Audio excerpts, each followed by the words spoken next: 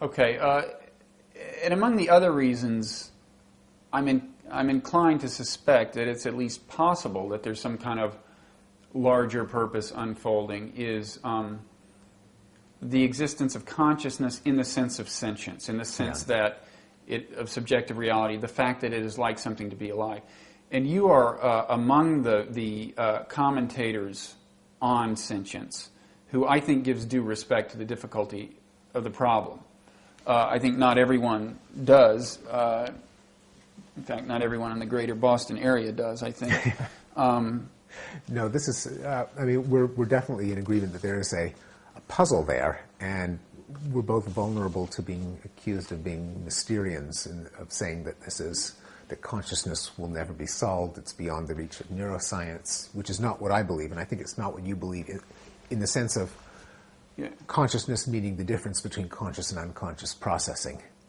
That, I think, is a perfectly tractable problem. And I also problem. don't mean it in the sense of correlating neurological phenomena with specific states of consciousness. Right, which is a scientific problem, and we'll know more and more. No, I think we both agree that the problem we are now talking about is why should first-person sentience or subjective experience exist to begin with? Right. Why should it feel like something to be me here now? Because if you're a true materialist, then it would seem to be functionally redundant. Superfluous. You agree? You kind of agree with that, or or at least we don't know why it exists. I don't even know if we could state it as redundant in the sense that we don't even have the language in which to say that sentience is more than you would need. But it is something different. It is something that we wouldn't predict. I mean, we do all agree that if you ask the question, why does the person withdraw the hand upon encountering a flame, there's a satisfactory account that is strictly physical. You can say, well, the information passes up the arm, gets processed, passes down the arm, it compels the muscles to contract. And as a cognitive psychologist, I believe that is going to be true even for higher thought processes like writing a sonata or falling in love. So in principle, you can explain all behavior without reference to subjective states. Right, except if you want to just say that subjective states are things that have a structure, there are a lot of them, they have certain consequences in behavior and so on. So they could be computational states. Computational states, but themselves can be described in physical terms, right? I mean, well, here's something you say in How the Mind Works, but in the study of the mind, sentience floats in its own plane, high above the causal chains of psychology and neuroscience. Yeah. Which I think, we're talking about the same thing.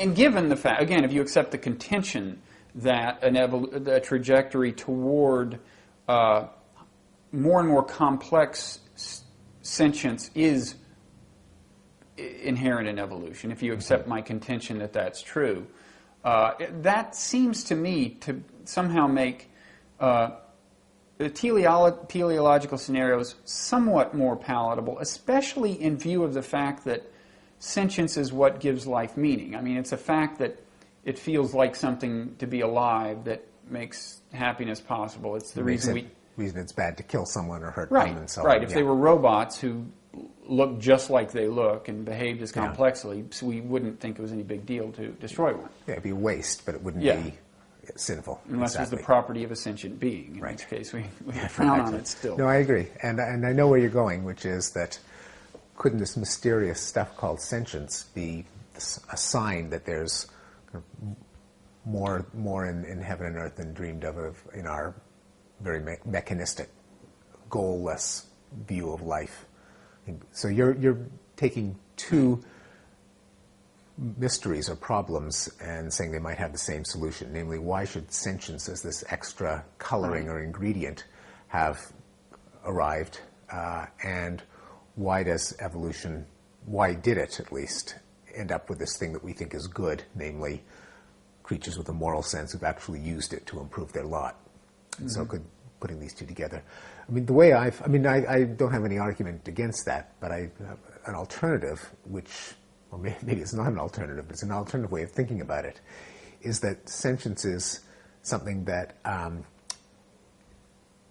is an aspect of having a highly articulated set of internal representations that evolved for an evolutionary purpose. Why it has this extra aspect of subjectivity is just something that our mind can't grasp, simply because the mind itself is a product of natural selection. And just as some of these questions about morality make your brain hurt at a certain point, and you run out of the resources with which to think of alternatives or to take a high enough bird's eye view in which to say something sensible about why it's that way as opposed to some other way, my own gut feeling is that the question of why sentience exists might be like that. Right. But there's a funny sense in which we have a complete understanding of sentience, and there's no mystery, namely anything you could say about it, except for the fact that it exists, anything you can say about it is perfectly amenable to causal explanation. Right. Why does sugar taste sweet, and why is sweet pleasurable? Well, I can give you a perfectly sensible evolutionary explanation of that for everything except the fact that there is this someone who's experiencing it. But if I say, what is it that you're experiencing? And you say, well, I want more of it, it puts a smile on my face, and so on. Everything you say about it, I can explain in old-fashioned evolutionary terms. So there is something maddening about it in that it's, on the one sense, completely comprehensible, and in the other sense, bafflingly incomprehensible. And what that makes me think is that we've run into some limitation in our own mind, akin to the one that makes it very difficult or impossible for us to understand that time came into existence with the Big Bang. Right. Well, what do you mean time started then? Well, what was it like before that? No. You're not supposed to think before that. There was no before that. Forget your ordinary way of thinking about things in terms of before and after. And my sense is that the puzzle of first-person subjective experience is a bit like that. It's a point at which it's a circle that we fall into that makes me think that there's a rule of the thinking game that is making us a victim of this, but that ultimately we may not need any notion of purpose or some other intelligence that gave it to us. It may fall out of it for reasons that our mind can't quite grasp. Yeah, I mean, this is one thing I think you do so well in How the Mind Works is stress that the human mind is a very limited organ in a certain sense. I mean, it shouldn't surprise us that it can't answer a lot of cosmic questions. It was designed to solve a finite set of tasks on a particular planet. It says our minds evolved by natural selection. I think this is very near the end of the book. It's in the final chapter, The Meaning of Life. Our minds evolved by natural selection to solve problems that were life and death matters to our ancestors, not to commune with correctness or to answer any question we are capable of asking. We cannot hold 10,000 words in short-term memory. We cannot see in ultraviolet light. We cannot mentally rotate an object in the fourth dimension. And perhaps we cannot solve conundrums like free will and sentience. Yeah. And I think really one of the... people consider evolutionary psychology kind of dispiriting in a lot of ways. I mean, maybe people who don't understand it entirely, but one sense in which I think it has almost the opposite effect is to remind us that we should be a little humble about our ability to dismiss philosophical questions. Mm-hmm. I mean, we just don't get everything, and we probably by nature can't. And I think with respect to sentience, I mean, it's possible there are metaphysical laws, not in the Shirley MacLaine sense of metaphysics, but in the once respectable mm-hmm. sense of metaphysics, that we just perhaps will never comprehend.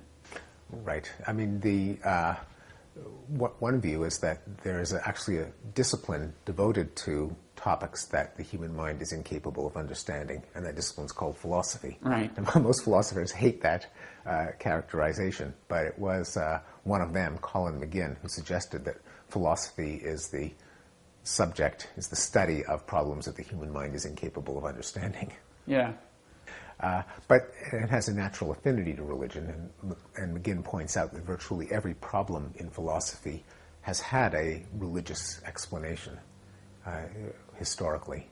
Free will, consciousness, morality, knowledge. And often the specific religious explanations get debunked or are no longer tenable in light of science, and yet the problem itself remains unsolved. There's often some nugget, some kernel that remains unsolved. Yeah. That's interesting. Okay, well, listen, thanks a lot.